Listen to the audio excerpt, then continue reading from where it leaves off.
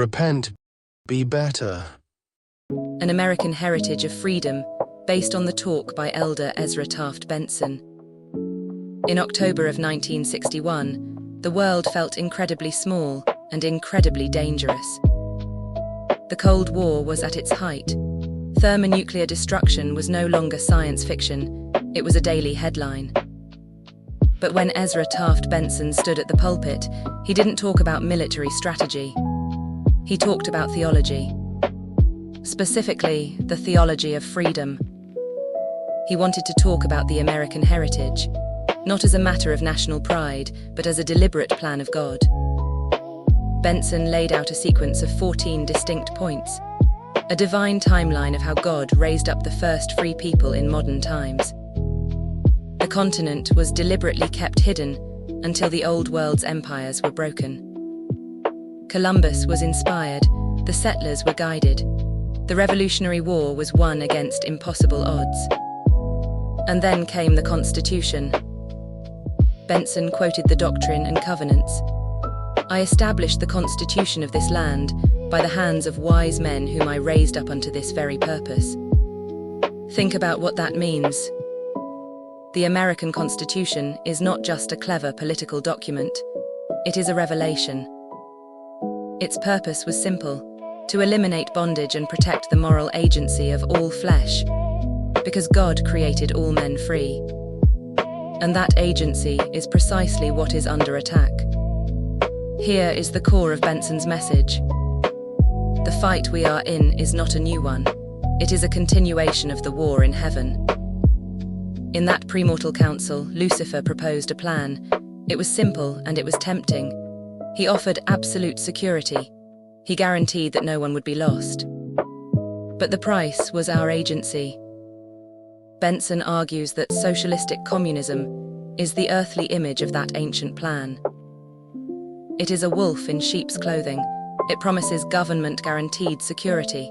It promises to take care of you, but it demands your liberty in exchange. Latter-day Saints should be reminded how and why they voted as they did in heaven, Benson said. If some have decided to change their vote, they should repent. That is a serious charge. He doesn't soften it. Benson points directly to the Book of Mormon. He talks about the Gadianton robbers. We tend to think of them as ancient history, a rogue band of criminals hiding in the mountains. But Benson says they were something far more sophisticated. They were a secret political party, a murder cult designed to infiltrate legitimate government, plant their officers in high places, and seize power to live off the spoils of the people. He quotes Moroni's urgent warning in Ether chapter 8. Moroni saw our day.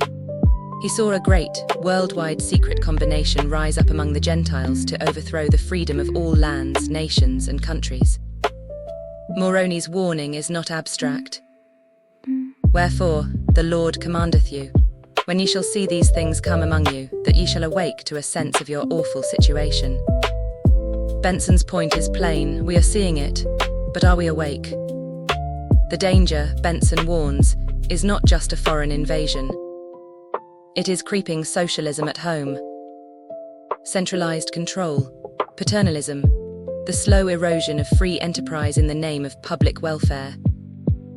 He cites John Strachey, a British socialist leader, who wrote that socialism is the necessary transition stage on the road to communism. You cannot have communism without first centralizing power under socialism. Benson quotes David O. McKay. The fostering of full economic freedom lies at the base of our liberties. Only in perpetuating economic freedom can our social, political, and religious liberties be preserved. We want to separate our spiritual lives from our economic and political choices. We think we can compartmentalize. Benson says we can't. If you surrender economic freedom, you will eventually lose religious freedom. They are bound together. So, what is the solution? Benson does not advocate for panic or alarmism. He advocates for order. First, get informed, study the prophets, understand the principles of free enterprise, know why freedom works. Second, resist the erosion. Use your civic influence.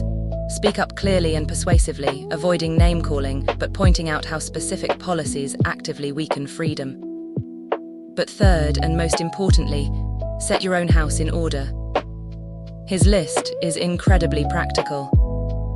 Regular family prayer, getting out of debt, commandment keeping, and providing a 1-year supply of essentials. Think about what that looks like in real life. The defense against a worldwide conspiracy isn't a political revolution. It is a family on its knees. It is a debt-free home. It is a pantry stocked with food. It is quiet, steady self-reliance. Benson closes with a famous prophecy. Joseph Smith predicted that a time would come when the Constitution of the United States would hang, as it were, by a thread. And at that crucial moment, the elders of Israel would step forth and save it from destruction. Benson believed that. He believed the righteous of this country would provide the necessary strength to preserve constitutional government. But there is no guarantee for the passive. He quotes the sobering reminder from Doctrine and Covenants 82. I, the Lord, am bound when ye do what I say, but when ye do not what I say, ye have no promise. We have no promise if we choose sleep over vigilance. The world in 1961 was terrifying. The world today is no less complicated. But the plan has not changed. Freedom is a plan of God. It is worth defending. And the first line of defense is always your own home. Watch, prepare, and set your house in order.